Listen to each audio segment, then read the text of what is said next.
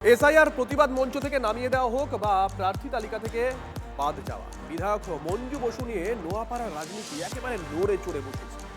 বৃহস্পতিবার নোয়াপাড়ায় সভা করলেন মুখ্যমন্ত্রী, কিন্তু সেখানেও দেখা নেই বিধায়ক মঞ্জু বসু।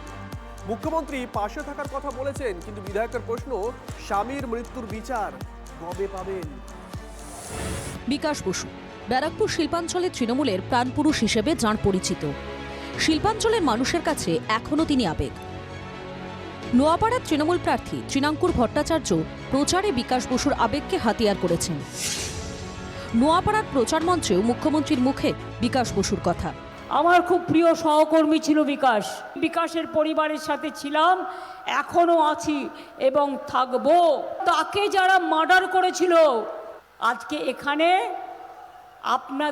আপনাদের আশীর্বাদ সমর্থন চাইছে। কিন্তু বিকাশ বসুকে নিয়ে তৃণমূলের এই মনোভাব নিয়েই প্রশ্ন তুলেছেন নোয়াপাড়ার তৃণমূল বিধায়ক ও বিকাশ বসুর স্ত্রী মঞ্জু বসু। তার প্রশ্ন, 15 বছর ক্ষমতায় থাকার পরেও কেন তার স্বামীর খুনের বিচার হলো না? সেই সত্য কিন্তু আজও পর্যন্ত জানতে পারলাম না। দলের কর্মী, দলের নেত্রী সমস্ত কিছু পারতেন, সেটা করেননি। 2000 সালে বাড়ির কাছেই গুলিতে খুন তৃণমূল নেতা বিকাশ বসু। 2001 নোয়াপাড়া কেন্দ্রের তৃণমূলের প্রার্থী বিকাশ বসুর স্ত্রী মঞ্জু। 2001 ও 2021 নির্বাচনে জেতে বিধায়ক মঞ্জু বসু। 2026 মঞ্জু বসুর বদলে তৃণমূলের প্রার্থী চিনাঙ্কুর ভট্টাচার্য।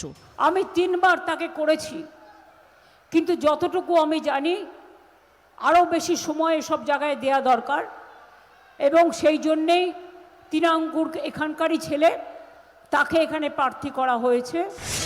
মুখ্যমন্ত্রী যুক্তি মানতে নারাজ। মঞ্জু বসুর পাল্টা প্রশ্ন, দল বদলের সঙ্গে কেন খুনি বদলে যায়? তৃণমূল বিধায়ক চাইছেন সিবিআই তদন্ত।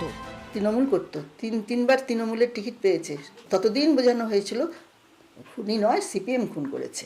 আজকে রাতারাতি সেই লোকটাই আবার কি করে খুন? একই লোক 15 বছর ধরে খুনি নয়। আমি চাই সিবিআই তদন্ত চাইব। নোয়াপাড়া কেন্দ্রের বিজেপি প্রার্থী অর্জুন সিং স্বাগত জানাচ্ছেন মঞ্জু বসু সিবিআই এর দাবিকে। আকারে ইঙ্গিতে আসা অভিযোগের তীরকে উড়িয়ে দিচ্ছেন। 1999 সাল থেকে আমরা গুন্ডা ছিলাম না। বিজেপিতে আসি আমি, তখন আমি গুন্ডা হয়ে যাই। বিকাশ তার স্ত্রী মঞ্জু বোস বুঝতে পেরেছেন কি Mamata Banerjee use and throw, তাই উনি এই রিঅ্যাকশনটা করেছেন। নোয়াপাড়া সিপিএম প্রার্থী গার্গী চট্টোপাধ্যায়ের দাবি, তৃণমূল ইউজ অ্যান্ড থ্রো নীতিতে বিশ্বাসী। ভোটের সময় বিকাশ বসুর ছবি নিয়ে র্যালি হচ্ছে, বিকাশ বসুর ছবি নিয়ে মিছিল হচ্ছে, বিকাশ বসুর ছবি নিয়ে মিটিং হচ্ছে, আর খারাপ লাগে যে বিকাশ বসুর স্ত্রী যিনি বিধায়ক, তাকে হচ্ছে মঞ্চে ডাকা হচ্ছে না। এটাই তৃণমূল, এটাই মমতা বন্দ্যোপাধ্যায়। তৃণমূলের প্রচারে বিকাশ বসুর ছবি দেখে নাকি মানসিক যন্ত্রণা বাড়ছে মঞ্জু বসু। নোয়াপাড়ার রাজনীতি এখনও বিকাশ আবেগকে কেন্দ্র করে আবর্তিত হয়। বিকাশের স্ত্রী মঞ্জু বসু ক্ষোভ প্রকাশ করছেন, কিন্তু বিকাশ বসুর ভাই প্রদীপ বসু তৃণমূলের হয়ে নির্বাচনের কাজে ঝাঁপিয়ে পড়েছেন। তৃণমূল কংগ্রেসের নেতৃত্বকে ধাক্কা দেওয়া বৌদির অনেক আগেই উচিত ছিল।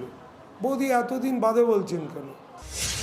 নোয়াপাড়ায় কি আবেগের ভাগাভাগি? অনন্ত চট্টোপাধ্যায়ের রিপোর্ট, TV9 বাংলা।